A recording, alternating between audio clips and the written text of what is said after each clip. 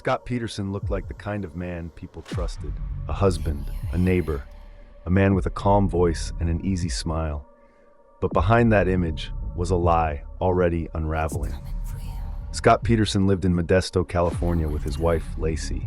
They were expecting their first child, a son they planned to name Connor.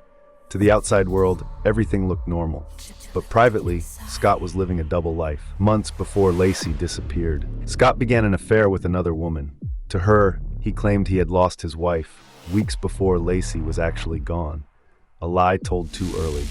A mistake would never stop echoing. On December 24th, 2002, Lacey Peterson vanished. Scott told police he had gone fishing alone that morning, a trip he hadn't mentioned to anyone beforehand. As the search grew, Scott became the center of attention, not for grief, but for what he didn't show. Investigators uncovered contradictions, phone records, purchases, statements that didn't line up. And then, the tide brought answers back. Months later, the bodies of Lacey and her unborn son were found along the San Francisco Bay, the same area Scott said he had been fishing.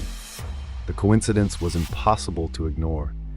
At trial, prosecutors argued Scott killed Lacey to escape responsibility, marriage, fatherhood, and the life closing in around him. The defense insisted it was circumstantial. The jury didn't agree. Scott Peterson was found guilty of first-degree murder for Lacey and second-degree murder for Connor. He was sentenced to life in prison without parole. Scott Peterson believed appearances would protect him, that calm words and clean lies would be enough. But lies don't float forever. Eventually, they surface. Support us with a like, a share, a comment, or follow, or all four would be top shelf. Thank you so very much for watching.